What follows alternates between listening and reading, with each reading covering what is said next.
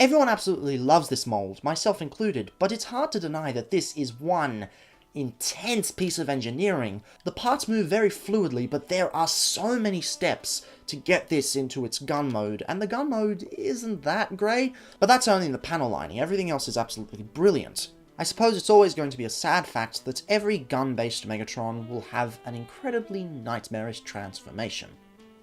Or will it? As you can see, Megatron transforms into a rather good gun for the size. Aside from the orange tip.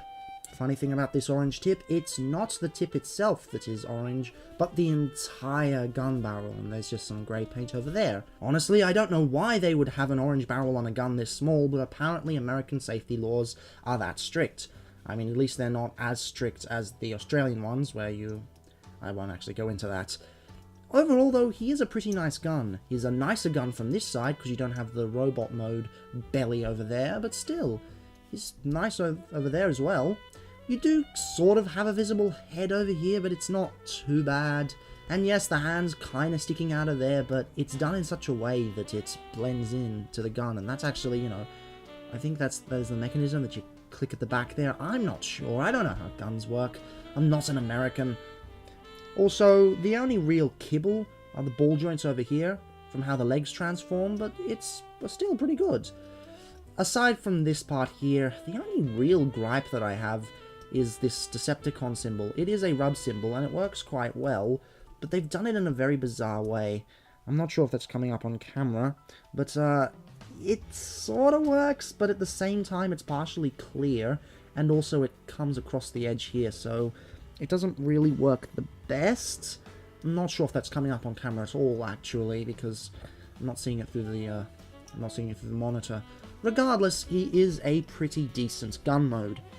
Before I do my regular size comparison, here he is with Optimus, specifically the Takara version of Optimus, the one that the Speed series Bumblebee movie Optimus ripped off from. They're basically the same toy, the Optimus and the Optimus. They make a really, really good pair. They're both incredibly cartoon accurate, and they've got some great paint on them. Even though this guy's Hasbro and this guy's Takara, they both are painted really, really well. Megatron also does that thing that Springer did, where he elongates himself in weird ways to make him look bigger than he actually is. It's not a bad thing, it's just an interesting thing.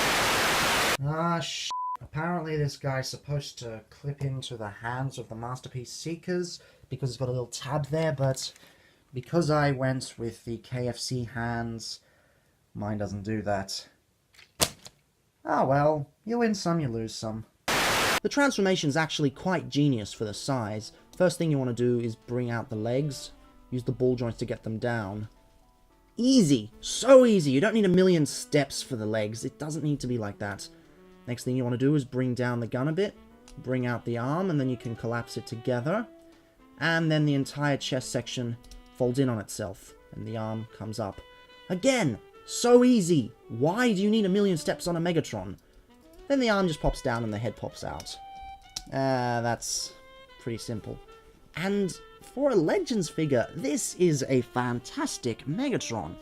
I mean, look at it! It's just brilliant. This is a killer robot mode at such a small scale. It's hard to get across how small he is on screen simply because he looks so good. He could pass for a Cyber Battalion figure if he was bigger. Seriously, the fact that they were able to pull this off is mind-boggling. Aside from this part here, there's virtually no kibble. There's also a completely clean back. Now, yes, you've got some hollow parts, but that allows for some great articulation. Really, this is an awesome robot mode. And then you put him next to Optimus Prime. I mean, look at that. Look at how good they look together. But overall, Megatron actually looks a bit better than Optimus. How is it even possible when this guy has to do so much gymnastics to transform usually, and this guy ends up being slightly more complex? Just... But in the end, they are both killer figures. They're both fantastic. Even this guy's articulation is pretty decent. You've got ball-jointed arms, you've got ball-jointed hips, and you've got ball-jointed knees. So you get the full thigh swivel and everything. And then because of the transformation, you also get a full bend back there. That is some brilliant articulation for the small size that this is at. Honestly, at this scale, I couldn't have asked for any more articulation. It's just that good. And just one more quick size comparison.